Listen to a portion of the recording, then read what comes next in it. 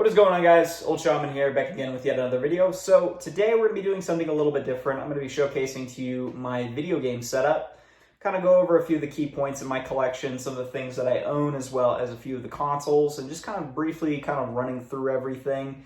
I'm just kind of testing the waters here to see where exactly people kind of align with these types of videos. I know a lot of people want to see some of my gaming content, but I know a lot of people also prefer to see the manga stuff. So without further ado, let's just kind of get right into it. I kind of want to just go ahead and just run through everything that I own. So, I'm going to be doing it as quickly as possible. So let's go ahead and get started. All right, so first things first we have is my gaming PVM. This is pretty much a CRT monitor. It's not something that was commercial, so when these were for sale, these were mostly meant for production use only. Video studios, security offices, even doctors' offices, they had these here PVM monitors. So these things are absolutely sharp, especially if you're looking for the best possible retro gaming experience that you can imagine. This sucker is a beast, and it can handle standard definition, 480i, 480p, 720, as well as 1080i. So that is absolutely crazy that this thing is that much of a tank. It can display over 800 TV lines, which means that your old school games, as far as CRT monitors go, this is the best possible picture that you're looking at for this given monitor. There are better monitors out there. Of course, they are much more expensive and rarer to find than this here 20L5. But for the money I paid for, and also for the quality that you get out of this is honestly the best experience that you're going to get out of this. To the right of that, we have is a standard Super Nintendo. That is my own personal system that I've had for probably since I've been alive. That thing is a trooper, and the fact that it has remained unfazed by UV light is an absolute beast of a thing. So I'm glad that I have that. So down below here we have is the JVC X'Eye, and I'll go ahead and get a little bit close to it. The lighting isn't as good, so you can't really see, but this thing here is probably one of my favorite systems of all time. It is a Genesis as well as Sega CD built into one system, and this thing was very limited. Very few people own this because it's a very sought-after system. Very limited release for this particular system. They only sold about 10,000 units here in the States, and elsewhere in Japan it was known as the Wonder Mega, which also commercially didn't do too well. This was released very close to the end of the Sega CD's lifespan, so naturally it didn't sell well because of that, because the Sega Saturn was closely on its way. So there was really no point in really owning the JVC X'Eye other than just to have the Sega CD and Genesis built into one system. But the CDX was out, so if people really wanted that, they could have gotten the CDX. Although, as far as the system goes, spec-wise, this is much, much more reliable than the CDX. Laser is 10 times better, as well as the sound quality that you get out of this is much better than on the CDX. And not only that, but the CDX is also known for capacitor issues. This system is definitely by far one of the best ways to go if you're looking for an all-in-one format. Does support 32X, although the Mega Drive expansion port does not work on this thing. So that is kind of a problem, but again, 32X, who really cares? 32X isn't really that good, and Mega Drive games, every now and then maybe I'm interested to play a Mega Drive game, but for the most part, Genesis and CD is where it's at. Down here, I have a Model 2 Sega Saturn. This thing is another tank. I love this system a lot. Saturn is probably one of my favorite systems of all time. Very underrated system. Had a lot of really great classic games. We'll kind of go through some of the games here in a bit, but like I said, for now, we're just going to kind of go through some of the systems. Right here, we have my original GameCube. Owned this at launch, and let me tell you, this thing is, again, another beast of a system. Right here, I have the Game Boy player, and then right next to that, a Wavebird, and then Animal Crossing and a memory card. So pretty much have my system souped up, and I can't show you, but if I could, I would. I do have the GameCube component cables. They are hooked up to this. They are the official ones. Glad I own those, because I'm telling you, it is the true way to get the strength out of your GameCube officially. There are other ports, like the GameCube HD Mini, or whatever they call it, that you can plug into this thing, and you can get 1080 quality on an HDTV out of it, but Again, I'm more of a originalist. I like what was originally released for the system and what you can get out of it as opposed to all the new features that they have nowadays. So anyways, coming over here, we have is my just traditional HDTV. This is an old TV. This is a Sony Bravia TV. This is probably, I think, an 08 or an 09, so it is fairly dated. It still works, and it still works really good. It had pretty much all of the necessary stuff I needed before I upgraded to a CRT monitor, and I think I can get to the back of it. I should be able to. As you can see here, I do have component cables hooked up to it. I think my PS2 is hooked up to it right now. Could be mistaken, but as you can see here, and again, the lighting, sorry for that, but it has a lot of ports on here, and it has two standard definition ports for component, and then it also does support S-Video, and then also it has one component. So that's pretty cool. And for a TV of its age, it still works, and it still is reliable. I plan on upgrading hopefully soon. I've had this TV for many, many years, so eventually once it's worn and done, then I'll probably upgrade. So up here, seeing as we are up here, here is my North American, US, whatever you want to call it, TurboDuo. This thing is another sought-after collector's piece. It fully supports all of the 240 HuCard games that were released here in the United States, and the 50 or so odd Turbo CD games that were also released here in the States. This thing was very short-lived. In fact, towards the end of the TurboGrafx here in the States, this thing sold poorly. They were pretty much giving them away. Anything that NEC could have done here just to sell these systems, I mean, they literally went out of their way to sell this. And up top here, as you can see, I do have the box that was with the TurboDuo. They pretty much packed it in with 5 free games if you would have bought this system. And it was like a $90, $100 value at some point when they were selling these systems. Absolutely insane.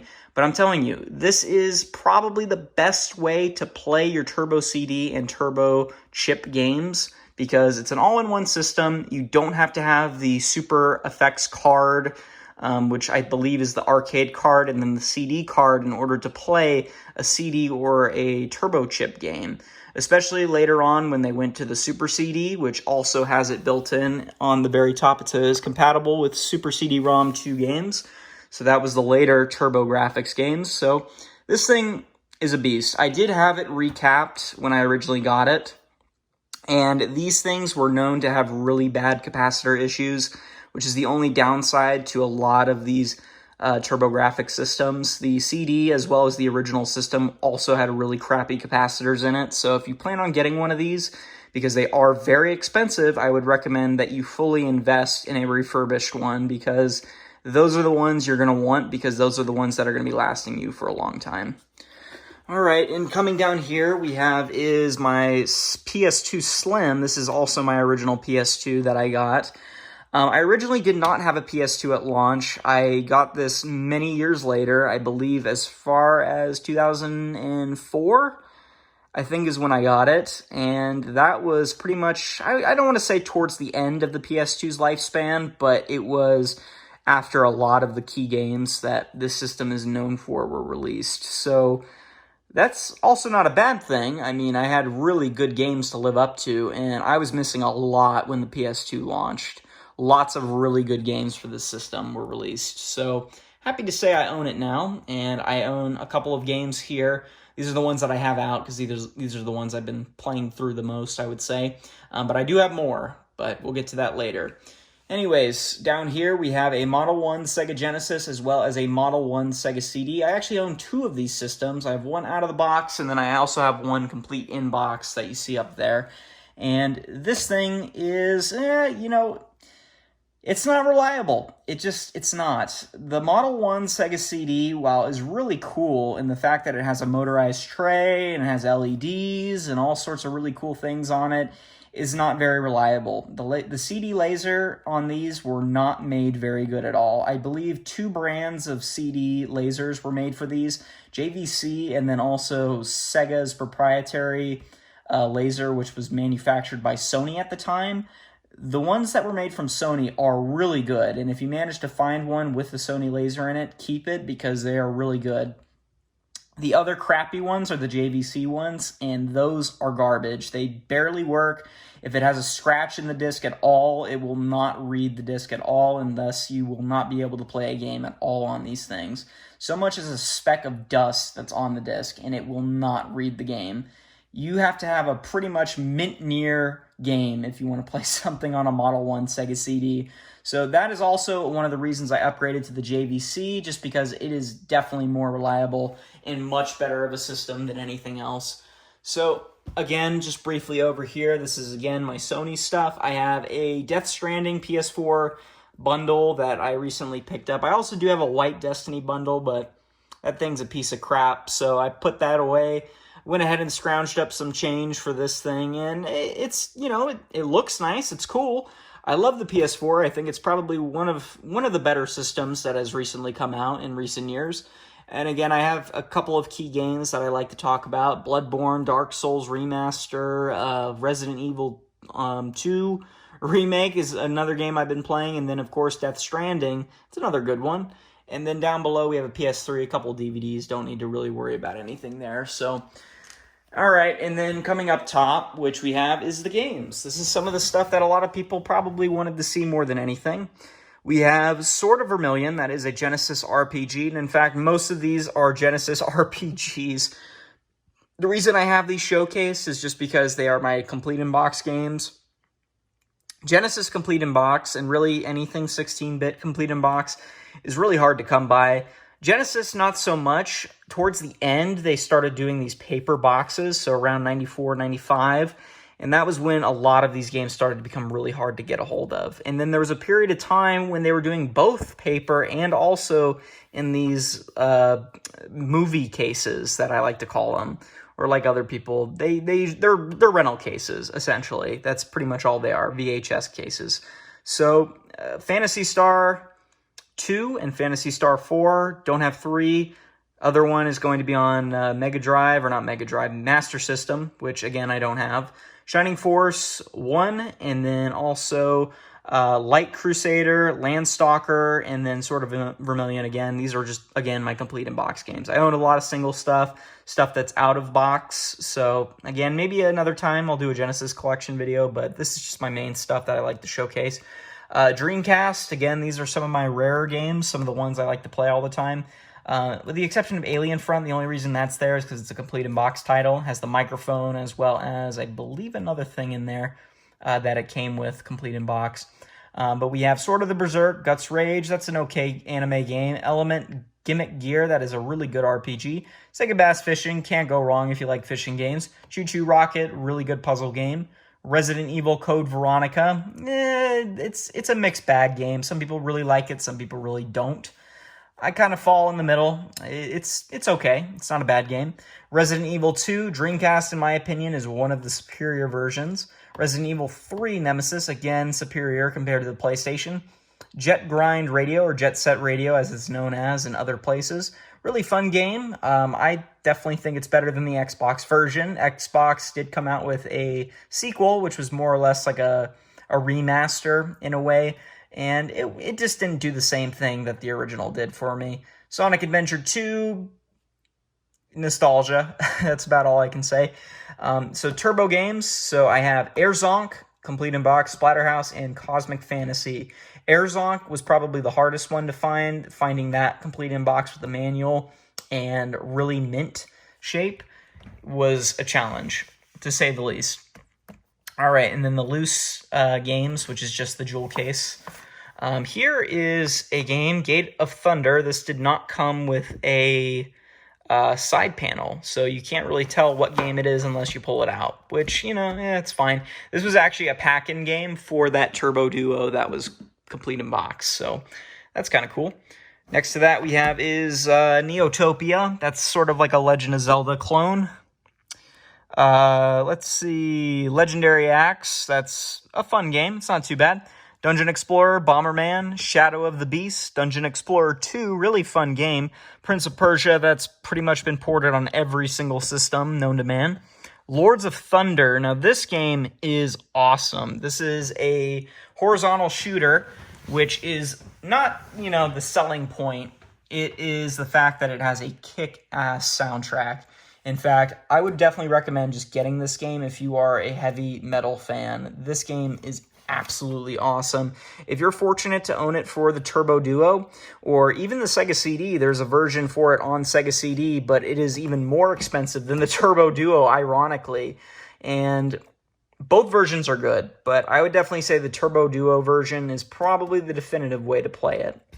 Next to that, we have Legend of Heroes. That's kind of like a mediocre RPG, if anything, so kind of a pass on that one, but it's not terrible. And then we got Wise, Book 1 and Book 2. That is a really great RPG. Highly recommend that if you own a TurboGrafx. And then we have Exile for the Turbo CD.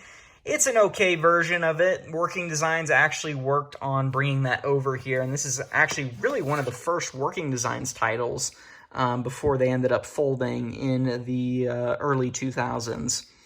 Unfortunately, this game is virtually unplayable because the difficulty is pretty much cranked up to the maximum possible difficulty it can be, so, Alright, and then the Sega CD games, not a whole lot. This is pretty much all of them. It's very small, but I consider it to be one of my best things in my collection. So, we have the CD backup RAM box. I have the cartridge as well as the original box that it came in. That is pretty cool. And then next to that, we have Android Assault, a really pretty fun horizontal shooter. Next to that, we have Robo Aleste. That's another really fun game. I believe that is the sequel to Musha on the Genesis. Next to that, we have his NHL 94. That is probably the best hockey game that you can ever have for a 16-bit system. Really fun stuff, and the Sega CD version is definitive. Rise of the Dragon, that is sort of like a Blade Runner, Terminator meets Snatcher. It is like a whole mix of things. Really fun game, and I have to say, for the length of it, it's not a super long game, but for the 3 to 4 hour experience that it has, it's really fun. Next to that is Earthworm Jim CD. That is another really fun game as well, and in fact, the definitive version if you're looking for the best possible way to play Earthworm Jim. Next to that is Dark Wizard, a strategy RPG, a very long game. In fact, I would argue that this is probably longer than Dragon Force, which is a Sega Saturn title. 80-plus hour game. This is probably at least 100 hours. Next to that, we have his Shining Force CD. That is another really great game.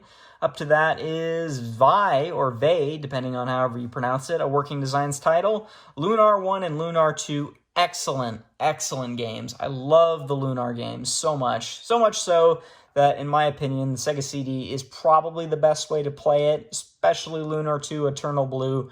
That one you cannot beat. It is honestly easily the best looking Genesis title ever. And people think Sega CD isn't 16-bit. It is full 16-bit, just with a few upgrades. I'm telling you, Lunar 2 is the best looking 16-bit RPG, by far. I mean, Final Fantasy VI definitely gives a run for its money, but I think Lunar 2 is one of the best looking games. Alright, over here we have is some Super Nintendo as well as Saturn games. Again, I gotta run through this because this video is just getting way too long. But Panzer Dragoon games, awesome. Shining Force 3, cool. Didn't get the full game though. Burning Rangers, that's a really good one. Nights into Dreams, classic. Dark Savior, Legend of Oasis, the sequel to Beyond Oasis.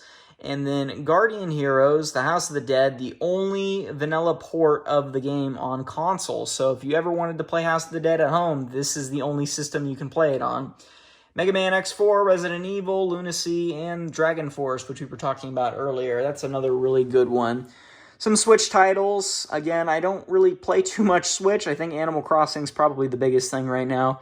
There's Lunar 2, Eternal Blue, the PlayStation port, and it's definitely a different experience. It is a good-looking game, it's a fun game, but it's not the original way to experience it. So I would recommend that if you are playing these two versions, treat them as they are separate, because while they are the same story, they are definitely very different in terms of gameplay. Just very much so different. Arc the Lad, the complete collection. This is kind of a cool game compilation. I'm not the biggest Arc the Lad fan. I have played through this. I've played through every single version and game, and it's fun. It's a good RPG if you're looking for that. PlayStation is pretty much the king of classic late 90s, early 90s RPGs. Again, a whole bunch of games. We're not going to go through every single one of them, but just note that I got quite a few. Xenogears, Grandia, Metal Gear Solid, Final Fantasy VII, all the Final Fantasy games pretty much, and Resident Evil, of course. Can't have a PlayStation without Resident Evil. Super Nintendo over here, kind of, again, didn't go through it all the way, but Chrono Trigger, Donkey Kong Country, Super Mario World, everything that you need to know, and a Donkey Kong plush. Pretty cool. Cap off the collection, because we're already at 20 minutes plus, is the Death Stranding limited edition bundle that I was talking about, the TurboDuo complete in box, a Sega CD complete in box, not the best cosmetic condition, but okay shape, and Virtua Cop with the light gun and the game. And here's sort of my XTV stand. Those are comic book boxes, a long box and 2 short boxes. And these are pretty much all my GameCube games. Again, not going to go through every single one of them. Blu-rays as well as PS4. PS3 is way behind there. And that's pretty much it. That is my setup. That is my gaming collection. Those are my consoles. Those are some just really cool things that I wanted to showcase to you guys. Kind of get some feedback to see where everyone stands. And, of course, just kind of showcase some of my really cool, iconic pieces that I own in my collection. So anyways, thank you all for watching. Hope you all enjoyed, and I will catch you for the next one. Peace out, guys.